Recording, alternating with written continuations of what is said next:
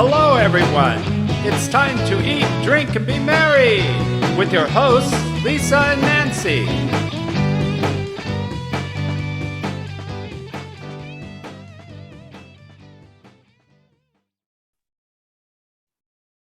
Hey, everybody, welcome to Big Blend Radio's third Friday Travel Writers Panel discussion with the International Food Wine Travel Writers Association. We call them IFWTWA. It's very easy to say, and you can go to IFWTWA.org to learn more about this awesome organization that connects food, wine, travel writers with destinations and everybody in the hospitality, food, wine, travel industry, which we all love. And that's what we're talking about today. We've got two awesome writers joining us today to talk about foodie destinations, not just across the country here in America, but around the world. We're going to welcome back Diane Dobry, who's been on the show before. Her website is gettinghungary.com. So you know we're going to Hungary. So welcome back, Diane. How are you? I'm good. How are you? I'm glad to be on today. Yeah, good to have you back. Last time we were talking about Hollywood and Hungary, and today we're literally going to get hungry, aren't we? Yeah, I did send some things about the Viking River cruise I took from Budapest to Amsterdam as well. So I don't know if we're going to get to that yet, but it's up to you. Oh yeah, we're gonna eat our way around the world. Why not, right? I think it sounds good. Our next guest is Jeanine Consoli. You can go to her website, I'm gonna get it right, jconstravels.com. So welcome, Jeanine. How are you? Thank you. Thanks for having me. I'm doing well. This is great. And you started out teaching. Was that part of your beginning background? Yeah, I was, the first part was I was an advertising exec, and then stayed with my home with my kids and certified to teach. And then I had a classroom of my own for like 15 years. And on summer break, we always went somewhere because I'm a travel addict. So I decided to make travel writing my career. That's awesome. You see, I love it. I love when you can just keep learning and growing. And I think from being advertising and education, those two things have to help in regards to telling a good story. Oh, yeah. Yeah, you really have to get those kids engaged. Otherwise, you've lost them. So same thing with readers, right? You got to set them right up. Yeah. And Diane, with your background too, I mean, what makes your stories, what is it that you're able to deliver such a powerful story of like, you must go, no matter what, you must go to this place? Yeah, I like to just explore and observe. And when I went to Hungary the first time about 2003, New Year's Eve into 2004, and it was just like, oh my gosh, I can't even imagine it. And now I've gone so many times. I lived there and everything. So, I feel like I've kind of immersed myself enough to be able to explain, what I've learned and what I've enjoyed there. Yeah, I don't think many people really focus on Hungary as a main. Italy and France and things, but Hungary, I think sometimes gets left off the plate. Oh, did I say plate? A little bit more than what it should, and yet historically we've had a huge connection between the countries. And if you look at a lot of people's backgrounds in this country, a lot of it will come from, oh, my family was from Hungary or Germany, but at one point it was Hungary or Austrian. Like that's our family. It depends on what year you're looking at, but I think a lot of us have that background, in our heritage. So I think it's cool that you focus on Hungary, but you travel other places too, right? Right. Yeah. And like I went on the Viking River cruise because I love Germany. I was a Fulbright recipient and went to Germany and Belgium in the early 2000s. But I live in Orlando, so there's a lot of stuff going on there too, as far as food goes. Jeanine was just saying how she likes the food here, and it's true.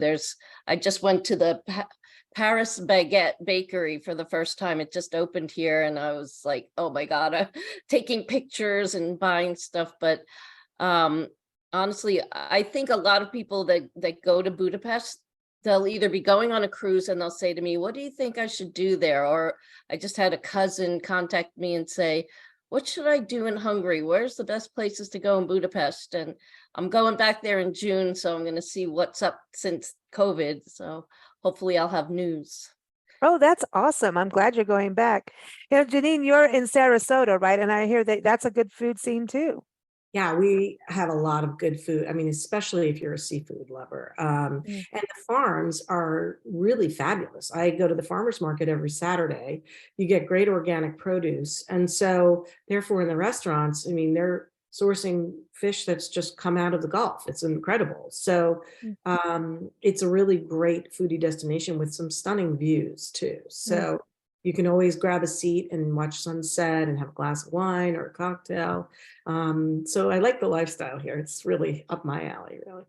Well, Florida is good because it's warmer weather too, you know, so things grow. The produce is always, so one thing I love about Florida, I'm like, I can get avocados. I know I can get avocados. Like to me, when we first started traveling full time across the country, going from Arizona and Southern California, I'm like, what's going to happen? Like about avocados. Like honestly, if I Fruit. don't have that is like the necessity. That's Yeah. like wine. Those two things, if you don't, you know, that's not happening. But what I want to touch on with both of you being food, wine, travel writers is the role of food telling the story of a place. So let's start with you, Jeanine. Do you remember that kind of aha moment where it's not just the hotels are important and where you stay and what you experience, but how does food make you understand a place better? Well, I've had many experiences throughout I've been writing since 2017, but even traveling prior to that, where, obviously when you're in France, you have these incredible wines from the regions that are nearby. And then you have this produce, and then you have this cheese, and then, and then of course, Italy. I mean, that is really about terroir. But in the United States, I didn't realize how important that is as well. And I just recently came back from Seattle, where I had Mm. a true taste of Washington State, where I met a chef who wants to just be ultra, ultra local. And he cooked for us on the beach using applewood from an apple vineyard that was, down the road, or, clams and oysters that were plucked right from the water where we were on the beach. And of course, local vegetables. And he just whipped up this amazing lunch. And you're just shocked when you drink wine from the vineyard on Bainbridge Island, where we had the lunch, where we had the oysters, where we had and it's just incredible eating. It's just a real flavor and a taste of a place. It's really And it's different than getting something packaged. You know what I mean? You really have a different, you know what I mean? Even just, appreciation too, and yeah. appreciation. Oh, I like that. And for you, Diane, what is it about food in regards for you about taste of place? Because I remember you talking about sandwiches before and how sandwiches are different in Hungary than what we have here. And even the spices like the paprika, that is something, different.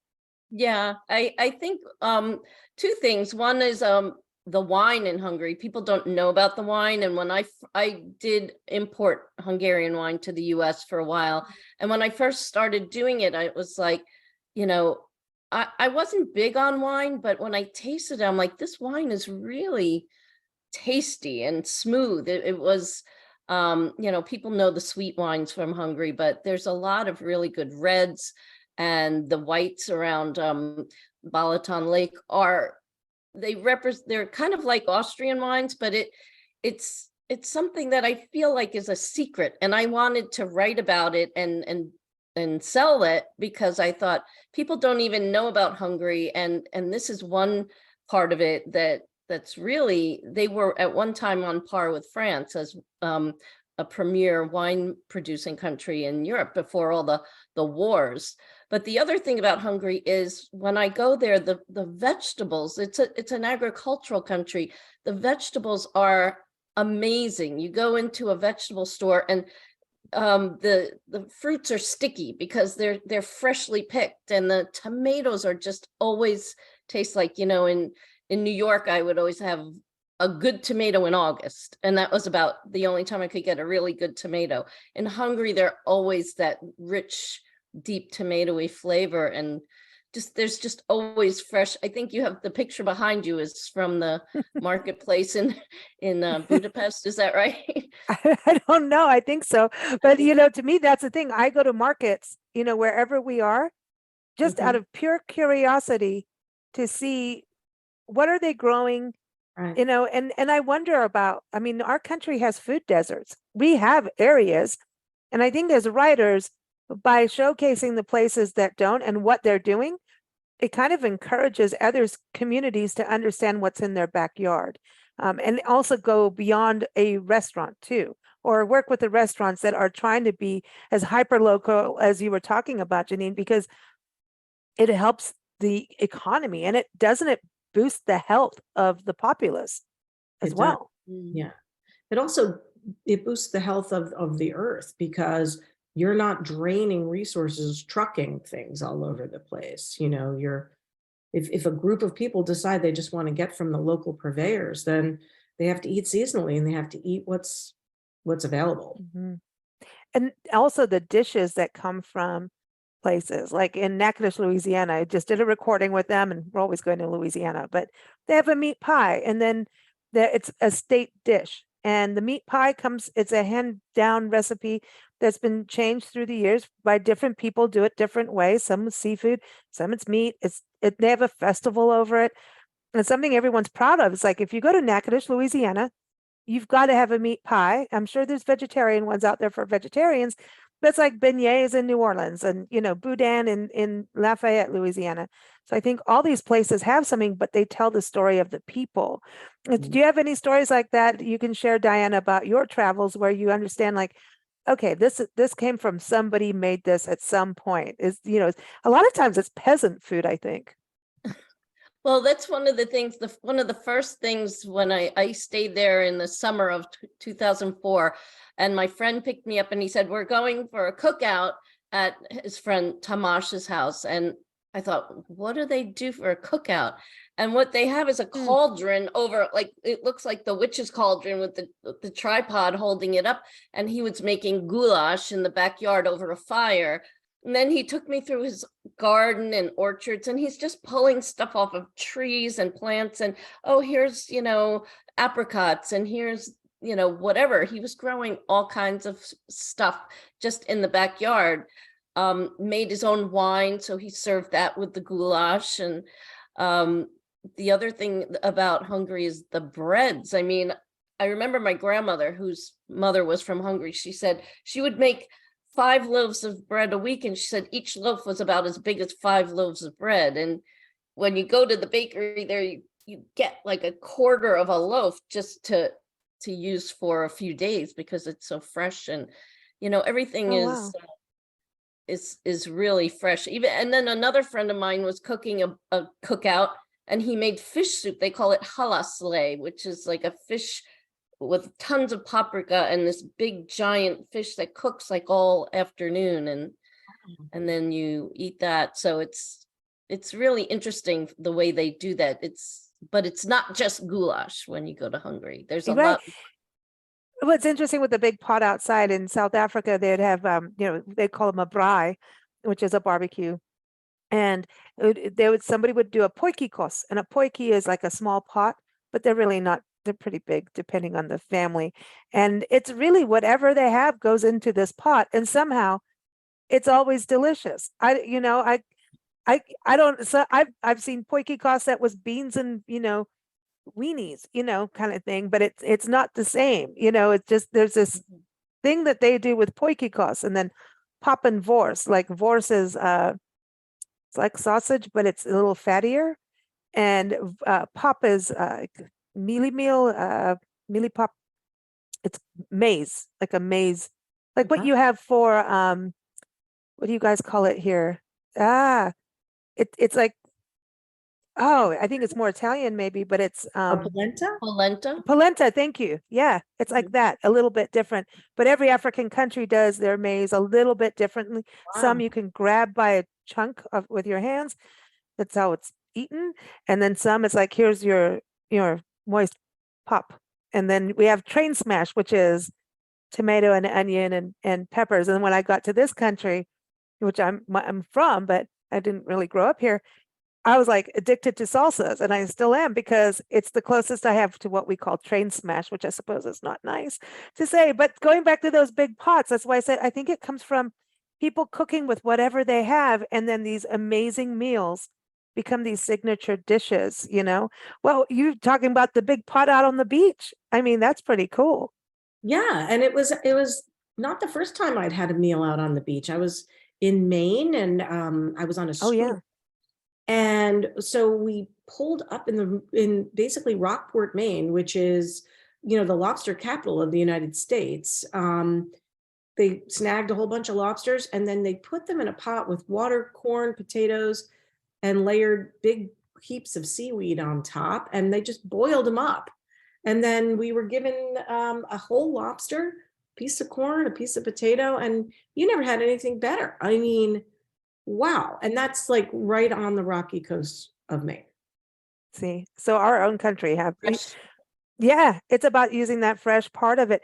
Is there, for either one of you, I'll start with you, Jeanine, something that you go, I don't know if I want to try it. Like you get nervous, especially overseas. You're like, I don't know, man. Why are they making me eat this? Am I going to eat it? And then maybe even something you don't like. You've been to go to a bed and breakfast. They're like, oh, we're having this again. You're like, and then how do you handle the I don't want to? And then sometimes you're pleasantly surprised and sometimes you're dead on. How do you handle that?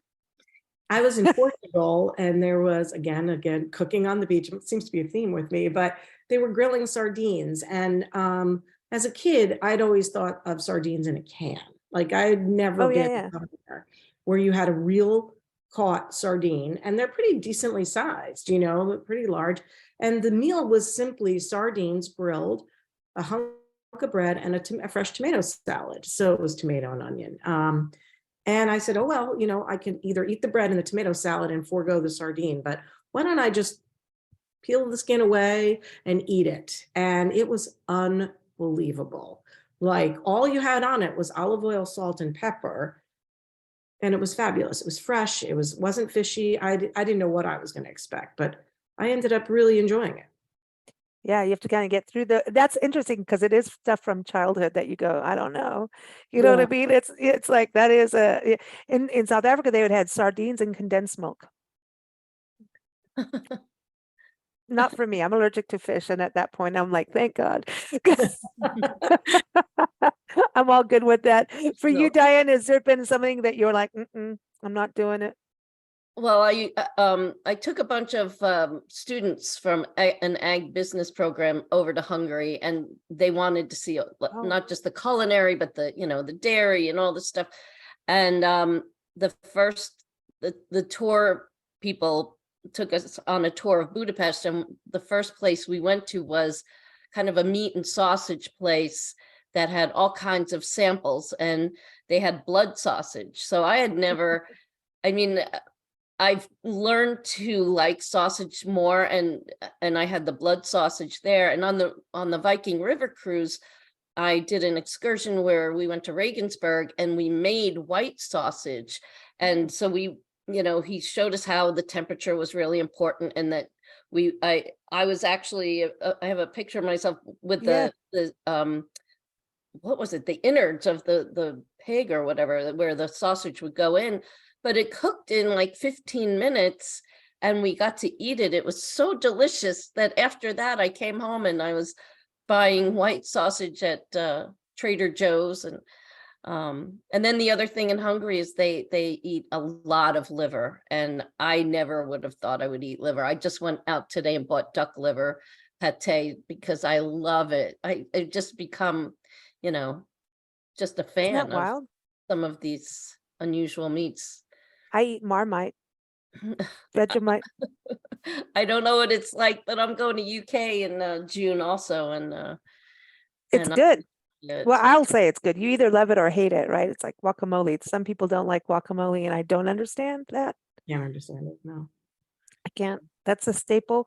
But yeah, Marmite it's very salty. It's like salty grease. It's like salty molasses, but it's Wow. really good. I don't know. I just grew up on it, so it became a thing. And recently I got some, and it was the best thing on the planet. It's the best.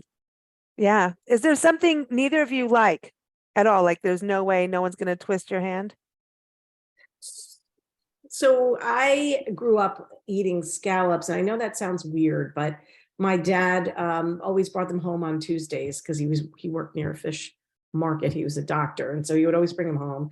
And my mom just cooked them the same way every time. So now that I'm here in a more tropical place, everyone raves about scallops. You know, if you've been to some great restaurants. So scallops is just one of those things where I kind of pause. I don't really always, I would never order them for myself. If someone offered me a bite, I would. But that's just a random kid memory where you just know you just didn't like it. And Yeah. people love them. I mean, everybody loves them, but I just can't. I wish I could eat them. I can't eat shellfish, or Yeah, seafood. me neither. Oh, But Yeah. I've never, ever liked green beans. And when people say, "Oh, I'm making steak and green beans," I'm like, to me, Oh, Thanksgiving and the worst. green bean salad. the Oh, worst flavor I can imagine. That and I would never. I haven't gone to any of the exotic countries where they eat like eyeballs and bugs. I couldn't.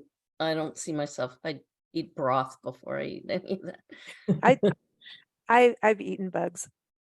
Ugh. It's a kid thing, man. We ate flying ants. They do taste like peanut butter, not chicken. oh wow. Yeah. Yeah. I have tried But- cricket. I have tried Yeah. that. Cricket flour as well. So Oh, it's supposed to be really good for you. The flour. yeah, they Yeah. grind the cricket. They dry them and grind them. It's a great source of protein, and everybody is looking towards other food sources. So Mhm. I remember Well, I think, watching. Oh, go ahead. go ahead. I remember watching a show years ago. I think I was in high school, and they were saying at some point we were going to have bees as croutons on our salad, and I'm like, oh, God, I could never do that. I would Oh, never eat wow. bumblebees for croutons.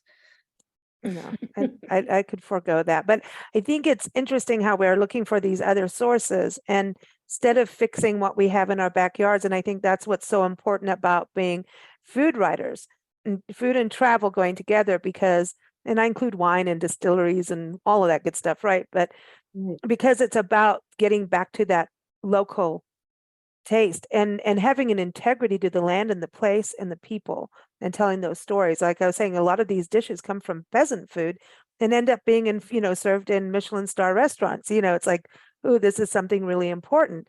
And I Mm. think that's the important thing with traveling. Do you take that on when you're traveling and writing down about that being an important part, not just, hey, come here, but this is something to be cherished? Mhm. Yeah. I know in Hungary they always have sour cherry season. And then there's also the asparagus season. And in Germany, when I've been in Germany, they had asparagus in their marketplace. So everything was in the restaurants, asparagus soup or asparagus with something. And in Hungary, one time somebody gave me, when I was living there, they gave me a big bag full of tart cherries. And they said, you're going to have to do something with them like right away. And my kitchen was pink from all the juice. And I made strudels and I made a cherry cake and I made cherry turnovers. And I just had so much cherry, I was giving it away to everybody. That's funny. Sounds like heaven. But now I put tart cherry juice in my smoothies to get that tart cherry because it's supposed to be really good for you. Yeah. It is. If you have I- gout, drink it. I wrote an article for IFWTWA, and it's not out yet, but about a winery I visited on Bainbridge Island in Seattle, where they do hand tilling, hand pruning, and what the scientist who now is the grape grower, the winemaker, it's a women-led business. She said that, this was all written down for us in the 18th century. This is how Wow. they used to farm. And we got away from it. We were like using, mechanical things to till the land. She and her staff of women, they have a draft horse, and that's how they plow. And it's amazing that we had this information. And then we kind of, industrialized and got away from it. And now she's back to it. And the wines are crisp and delicious. And her philosophy is it's small batch. So it's always sold out. But when it's in stock and in season, it's just delightful. It's delicious. And it pairs beautifully with the food from the Seattle area, the different seafood and the different vegetable. I mean, and cheese. It's just so amazing how and I guess this is how it is in Hungary and France. You're pairing the food from the same terroir, and it's amazing. It's like pops, and you're like, wow, like I can't believe the flavor here. Well, it's like they do honey too, locally. They say it's good for you. You're getting the local antibodies. You're one with the earth, basically. So I Yeah. think that's really part of it. Exactly. And that's a health thing. I mean, the more we, go to these localized experiences and we all start doing it, I think we can change the soil of our country. We're having a problem with soil. So if we can Mhm. start, leaving fields fallow for a while, and then, I mean, they have always known about crop rotation, but how did we get so far away from the farming that protects the earth and Yeah, so helpful? Profit. profit, and then to make things cost effective. And then that's what that was told. We were Yeah, sold. and Or- pesticides keep everything looking as beautiful as and I mean, if that's Hungary, right, Diane? I mean, look at the colors. I mean, it's so incredible. Mhm. Yeah, it is. The tomatoes are always like, I always say I can't wait to have a Hungarian tomato, but it's everything is really fresh. And the thing that you were saying about the wine, I remember when I went into the wine business, a guy was telling me where I should sell wine, and he goes, Greek wines, people don't always like Greek wines, but if you're eating Greek food with Greek wine, it tastes great. And so that's with Hungarian wines. But when I was trying to write about my website, like what do you pair with these wines? How do I describe the way these wines taste? And I would go through it. I'd have all the wines lined up, and I'd be eating like tortilla soup or pizza or something that Americans would eat. Because when I asked the sommelier there, he's like, oh, well, you have pheasant and you have this. And I'm like, we don't eat pheasant generally in the US. So I would taste the different wines, and then I would describe, like, here's what it goes well with. And I still think there is a lack of, understanding of Hungarian wines, which is why I'm writing a book about it. That's so exciting. Great. That is exciting. And that's the thing too, when we talk about, the education part, I think once it goes beyond, hey, I enjoyed this really good burger or whatever we're eating, right? Or tomato, or it goes beyond that. It's like, why? Why is it so good? And, how can we change our food culture? And so as travel writers and food wine travel writers, end up learning agriculture and all these things we didn't know we were going to learn about. History. I mean, did that happen for you, Jeanine, as you started getting into this? You're like, man, education, this is not just going, oh, I had a really great meal here. Yeah. And you know what, when you when you go to Europe and you try things, like I was in Italy and I went to Naples and had pizza. And I know that sounds silly because, we have plenty of pizza here in the United States, but in Italy, they just crush the tomatoes and they add maybe some seasonings, not a lot. And so it's just crushed tomato on bread. Or you could add cheeses and toppings. But if you drill down to what it was, peasant food, we have bread, we have olive oil, we have tomatoes. This is what we're doing tonight for dinner. And then you go to a place where people are lined up down the block. It's in Naples, called Don Michele, and he has a tomato pizza. It's just tomato on pizza, and it's heaven. Like, you're just blown away because everything, all the flavors are just so pure that it's just, amazing. And it's so simple. See, this is interesting. So you can become a better chef through what you're getting as ingredients, right? And instead of, trying to, I mean, I don't eat tomatoes, but I feel like we need to do a tomato show just because the two of you talk about so many tomatoes. That's my thing. I'm not going to, but actually I do. And it turned out it's just, I hate American tomatoes. And because they're just the groceries, they're like white and it's the texture. I'll eat cooked tomatoes because you get more flavor. And I've had heirloom put tomatoes with, some cheese and some mozzarella and things. Now I'm okay. I can do this for a little bit.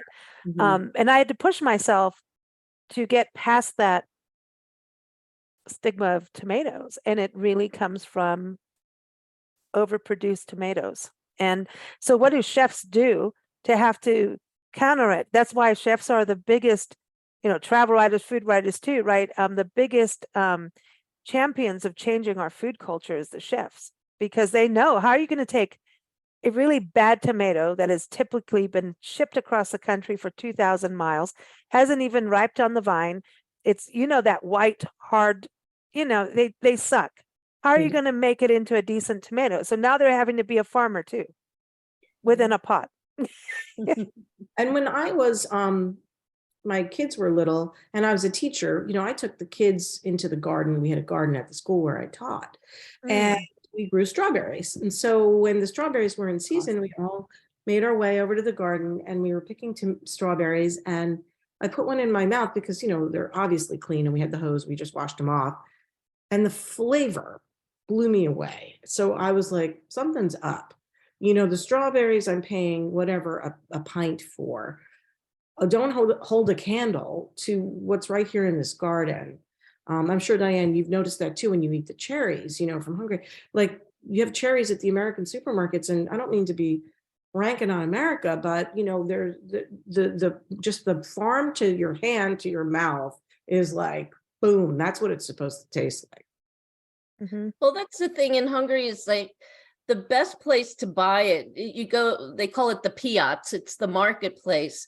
And, there's just like, there's pickled vegetables, there's fresh vegetables. They have like a soup combination, which I can get in America, but I learned what celery root was when I went to Hungary, because their celery stalks are just like these little mini green, almost like just tubes, like straws, but the celery root was the main part of the celery for them. So now I buy celery root and put that in my soups, as well as the celery stalks, because we can get celery stalks, but they're very watery, and the root has almost like a peppery flavor. But and then I would go there with $5. I kept saying, oh damn, I forgot I needed cash, and I'd go there and I'd come back with like these bags and bags of vegetables for just $5. I'd have mushrooms and carrots and all kinds of stuff, and I always went and got like a coffee or something on top of that. So that's amazing, right? And we've got a problem. I mean, now they're talking about look how expensive eggs are. That's a whole other weird thing going on with eggs. I don't know what to believe anymore. Like, you know what I mean? It's like, okay, do you put them in the fridge? No, you don't do that. You do this if you bought them from a farm. Oh, are they pasteurized? Do you want them or not? I don't know. I just know I've done a lot of farm stays and everything. And when they come from the chicken, from the farm, they are just exquisitely delicious.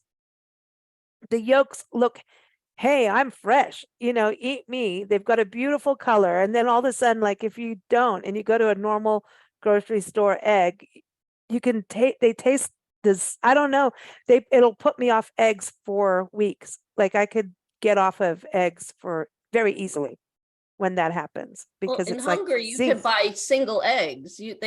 They'll sell you eggs in a bag, and you can buy them singly.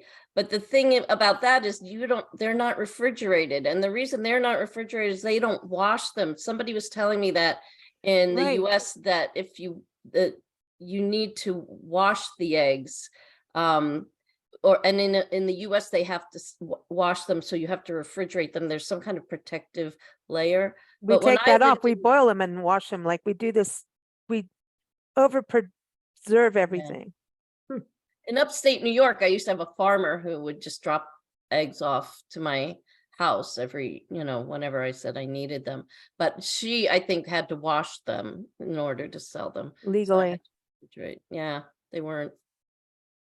I don't know what to say about the egg thing, because it's just, I think that's the interesting thing. When you travel, you start to question everything. Is that what happens to you, Jeanine? I see you immediately like, Well, it's funny. I was in Montana, and they served buffalo, and I was like, whoa, buffalo. But they humanely raise them, and they're better for us other than a steak because they're leaner.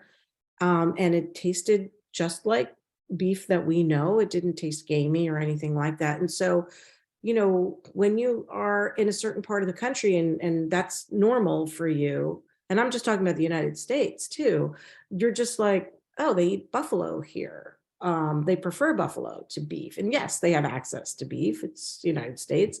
But when you have the buffalo farm and then the buffalo comes to your plate, they're serving buffalo up. And so again, it's just one of those interesting things. Like, anywhere you go in the United States, like if I'm in Florida and I'm going to order snapper, I know that it came in the boat that day. And so, sure, I had snapper when I was living in New York City, but and maybe they shipped it in ice and maybe it got there 24 hours later, who knows? But it's just to have it right there. Mm. I think it's exciting what we're talking about. Let's talk a little bit about your careers and what led you into actually writing and going, okay, I'm going to become this. So let's start with you, Diane, because I know she's got an interesting background of astrology and all kinds of cool stuff. She's busy. So what was it for you saying, I'm going to do this, and yeah, I'm going to, and then focus on not just the destinations, but the food as well? I always wanted to be a writer. When I was 7, I wrote a book and had my mother type it up and everything. And I drew the illustrations and stuff. And so I always knew I wanted to write. I wanted to go to school for that. Ended up doing secretarial school first, but then went to school for media and communications while my kids were growing up. But I realized when I was in graduate school that when I was an undergrad, I was afraid to fly. So I was like, yeah, I like, I like to travel, but I did more road trips. But once I got over the fear of flying, it was like, oh, I just want to go abroad, and Europe is my go-to place. So I feel, I don't know that I could eat some of the weird things, although living in New York City, like you were talking about the African food, I would go to an Ethiopian restaurant, and I loved it. I was just thinking the other day, I wish I could make the injeri and the chickpea stew or whatever that I missed. But I don't know that I could eat that much from African cuisine. But I love French, I love German, I love Hungarian. Surprisingly, you wouldn't think that Hungarians have much more than goulash or potatoes or something, and that's the old traditional foods. But they have in May and June, they have gourmet food festivals, and it just is exciting to me to just live. I remember writing in 7th grade that I wanted to go to Europe and live like a local, and doing that. Oh, you wrote it down. See what happens when you write stuff down? Yeah. Write it down, make it happen. There's a book. Yeah. Well, I love that you talk about the fear of flying, because it goes back to what we were talking about as well. It's like, I don't want to eat this. You didn't want to eat the sardines, but then next thing you know, right? Because there's always that little bit of, and I think there's something about us all about travel and travel writing is you kind of always challenging yourself to do something you already know deep down, I don't really want to, and then you do it and you're like, dude, I'm so glad I did that, right? And so it's and then you want everybody, like, I could never travel as a just for travel. I can't. Like, to me, I want everybody to know everything they should do. I want you to have that experience that I had. I maybe not break down or whatever I went through, because there's always something that makes a story, right? And that's the other thing. You've got to embrace all the bumps on the road, but that makes the funny road trip stories or travel stories. But I think that little bit of the unknown, and food is a very personal, weird thing about it, because that's going in your mouth and you hope to hell you don't spit it out in front of people or make that face. You know what I mean? So it's like, I think food is a very, it's different. Like, you could go and say, okay, I don't quite like this activity or whatever, but food, that's someone's person. Yeah, I mean, we all love food, but if there's something, so I like that you're talking about, that fear, that apprehension. I think there's something powerful about it. What you think is holding you back is what actually makes you go forward sometimes in life. So Jeanine, for you, I know you were talking about going through education and, being a teacher and everything and loving to travel, but what was it for you that said, okay, that's it. I'm doing this. Well, it's when you're a teacher, you're on a limited schedule. So people think you have the whole summer off, but really we work until the end of June. And then, the beginning, mid of August, we're back at school well before the kids come having meetings. So you have a window. And whenever that window would open, I would say, where are we going? And it's just this addiction that I have this time to myself and I need to explore. So being a teacher, you're curious because you're always having to research what's cool and what's good to teach the kids about this and that. And the other. So you're always doing a deep dive researching anyway. And I always was a writing teacher and constantly helping the kids to make their stories more alive and more interesting. And these kids happen to have traveled too. And so they were writing some great stories. I mean, and I also worked in poorer schools and those kids don't have those experiences. So they can't write as eloquently about something when they're just living a very localized life. And so we were able to get a grant and get some opportunities for them to see the Colosseum and see what it's like to be walking in old ancient Rome. And wow, then they can write, sort of from that experience, but really there's nothing like being there on the ground. And so I knew when I was going to retire from teaching that I had to go and feed my passion for travel. And then, like you said, oh my gosh, I had this great experience. We had recently gone to the bottom of the Colosseum that just opened, within the last year or so. I've also been to the top of the Statue of Liberty too, when I was local. So these are things that I'm curious about. And I just think, oh, that was great. You got to try this. And here's why. So I love to then broadcast out, like you said, you have to try this. This is life. I know. Don't you want to run around with a pot and pan? Like, seriously, like, go tell us from the mountain. Yeah, you must do this. Now, I know, Diane, I know I've watched you, especially in the pandemic, she was doing cooking videos and teaching us all how to make things. Do you cook, Jeanine?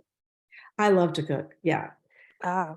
So I'm a pretty simple cook because I like to use 5 ingredients, but I like to caress them and make them something interesting. I've done the bigger 20 ingredient thing. And I'm like, at the end of the day, really, if you just grill a piece of fish or chicken or whatever, beef, and you make just a lovely salad or side, maybe risotto, something like that, you have a great meal. So yeah. Does travel and writing about food help you in the kitchen with what you do and the creativity of dishes? I think so, because if I've gone to, I mean, mostly I'm Italian by heritage, so mostly I cook Italian food, but I've never been to Japan, but I've been to a lot of ramen shops and I'm like, we should make ramen, so, or we'll make, homemade ravioli because we just got back from Italy and we've had this incredible ravioli or whatever it is. Like we went on the trip and then we're like, we need to recreate that at home. And that kind of happened with you too, Diane, isn't it? In regards to cooking, because you start making all these Hungarian dishes and soups, and I'm like, she's off to the races. Well, you know what it is? When I go to Hungary, it's if I go to a grocery store, I mean, they have the big grocery stores like Tesco and stuff, but they have these, little corner grocery stores. And I just love to look at the products and I'll be like, what is this? And sometimes I buy it just to see what is it and how do you use it? And I'll ask people, well, what's the difference? Because in Hungary, they have different kinds of cream and the boxes will say Habszín, Tayszín. Szín means cream, but Tayszín is milk cream, Habszín is whipped cream. So I don't know, is it whipped in the box or is it whipping cream? So I kind of experiment when I'm there, like, well, what do you do with this? And I bought some cookbooks and luckily know some of the language so I can do that. But I try to replicate whatever I've experienced and share it with others. In fact, that's why I went into the wine business. I said, the wine in Hungary is so good and nobody even knows anything about it. So I thought, well, I'll bring it to America and Yeah, they'll see? love it. It's a lot harder than that. Yeah. No, that's not an easy task. So where are each of you going next? Where for you, Jeanine? Well, I'm actually taking a personal trip, which I'm sure I'll write about. But in May, I'm going to Utah, and I'm going to be in an RV, and that's going to be funny for cooking in the RV. But we're going to be traveling to 3 national parks. So my husband and I are doing a road trip of sorts, just because we really want to be in the parks at night and see the stars, and and so that'll be an experience. So I'm going to be writing about that when I return, and just describe what it's like to live in an RV for a couple of weeks, heading to these national parks. So We that's don't RV, but that's what we do full time. It's parks. I mean, that's our Love Your Parks tour, document parks and public lands across the country. And there is something, you're very right about the night sky. So many people think of parks and hiking during the day, but parks at night, and there's so many programs that rangers do, and just to see the stars at night away from cities. There's a lot of international dark sky certified parks that not just for national parks, but state and regional parks too. And once you experience that, it's humbling. It is humbling, and you feel more connected. John Muir said that, we're all connected through the stars and everything, and it's quite true when you go out there. So I'm going to be following you on social media and everything. I want to know what you're going through out there. That's awesome. But I know, and we don't do the RV thing because you don't want to see me drive, because I go down stupid roads. I'm like, that looks interesting. Oh, we can get over that. We can get through it. Or car. But anyway, Diane, where for you is the next big thing is Hungary, right? But do you have any other Well, I'm trips in going to stop between? in the UK. I've only been through Heathrow. So I found that my cousin's kids live in the UK and they've invited me to stay with them. So I'll do maybe 10 days in the UK. And then after that, I'm going to Hungary. But I've been going through a lot of books about cruises, because I'm not really an ocean cruise, but I love the river cruises. And I know like AMA Waterways has now a new 7 river cruise where it's like 45 days on river cruise that Ooh. goes through Europe. And that's my dream cruise, is the 7 river cruise through Europe. Ooh, a 45-day cruise. Because you have these excursions, like you were saying, like with Viking, you're getting off. So you can have these culinary, Well, you can even adventures. see people like camping along the river in their campers, especially in Germany, and they're barbecuing in the morning, they're making their breakfast, and it's just you're right there in the river, you're right in the town, you can see them living, and then you get off and you can go in and explore it. And I just love it. I really love the river Ooh. cruises. Yeah, you're floating. That's cool. That's a lot of people think immediately cruising is the big ocean, the cities on a ship, So that's a nice and different. So Diane, when did you get started with IFWTWA, the International Food Wine Travel Writers Association? You've been with them for a while now, huh? Well, yeah, in 2017, I went to Hungary for three months, and I wrote a bunch of travel articles for a newspaper I had worked for in Citrus County, Florida.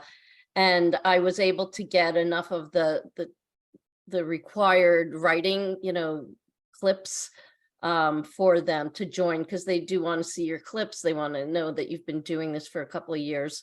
And once I did that, and by 2018, I was able to join, and started out doing some Disney stuff when I came to Orlando. But Hungary is my, She's got it's a my passion. It's her passion. Yeah. Well, it sounds like it tastes good. That's all I can say is it tastes good. Got me hungry. I might try one of those tomatoes to get me past that. That's really good. For you, Jeanine, how long have you been with IFWTWA? I believe I joined in 2019. I had started my writing career in 2017, and just as it was starting to gain some steam, of course, we had the pandemic. So, like most people, I pivoted and I wrote other things. But luckily I joined IFWTWA, and it was kind of a lifeline because we were meeting via Zoom with destinations. So I could travel that way. So that was such a great perk. And yes, we're still doing it when there is no pandemic and we can go places, but to have the destinations, I remember I learned about the San Juan Islands, and I was like, oh my gosh, I cannot wait to go to Whidbey Island, the San Juan Islands. And so it was wonderful to travel from your armchair. And I think the organization is fabulous because they have educational webinars to improve your writing game, or they'll introduce you to destinations and why you would want to go. And then it gets you inspired to write stories, and then you can taste wine. I mean, it's really a cool. And they got a cool magazine, Food, Wine, Travel magazine, FWT too. And their conference is coming up in October, which I think is going to be neat because that's going to be a cruise. There you go, Diane. Come on. I know. That's You on can my cruise. it's on my back burner. I have to see what's going on when I go to Europe, what's going to happen. Yeah. Oh, I think they did really good during the pandemic. No, they do their conference typically every year, 2 years, and it was not, and that's not an easy thing to work on during a pandemic, but they'd managed to get one last year in Florida. Did either of you get to go to the? I did. Yeah, awesome. Did you get to go, Jeanine? I did. And it was in Tampa. And actually we, were in St. Petersburg too. And I got to go to the Dali Museum. So I got to see, I had just moved to the area, and I'm an hour south of Tampa. So I got to see St. Petersburg, which, wow, I was blown away. What about you, Diane? Did you like St. Petersburg? Yeah, I enjoyed it. I had never been to St. Petersburg. Even though I lived in Citrus County, which is only like an hour or two north of Tampa area, but I was supposed to go on a media tour to Fort Lauderdale as well, but I had gotten some health issues and I had to leave after St. Petersburg. But I really enjoyed seeing everybody in person. I didn't go to the Albuquerque one. I didn't go too far west, but because it was in Florida, I said, well, I have to go, it's not too far. Well, that's the thing. I think there's such good networking. That's what, all the writers tell me. It's like, it's really cool to have a support, like you were saying, like a lifeline. It's because from what I'm seeing, it doesn't, obviously in every industry, there's competition, which is actually really a good thing. But what I've seen and heard from everybody is everyone's helping each other with contacts, connections, how to do this. Oh, I use this for social media, whatever it is. And I love following IFWTWA on social media because talk about armchair travel. I'm like, I got 5 minutes before the next Zoom meeting. Quick, go on Twitter, hashtag IFWTWA. And I'm like, look where they went. I'm hungry. Like, I'm jealous. Well, they help us build up our following when we share our Twitter or we share our Instagram, and then they say, go and look at, if you share something, then go look at somebody else's and like their stuff. So you can build up a following that way. That's nice. That's the beauty of writing now, being digital. And I love print, and that's our background is, all the way back to typesetting. And I mean, as a kid, I was doing that, and, now we're looking at what I feel like we're busier now that it's digital because it's nonstop, but we're able to connect with people around the world in such an easy way compared to what travel writers went through years ago. And yet at the same time, there's been some huge changes for the writing industry that are not as positive, but it's the way the world works. So, but ladies, go ahead. Got into publishing and doing radio shows. It's so much easier now to do that than it was back in the day. Well, that's the other thing too, is I think all travel writers used to be years ago that, you had a photographer in tow and you're just doing the writing. And now it's like, you have to be everything.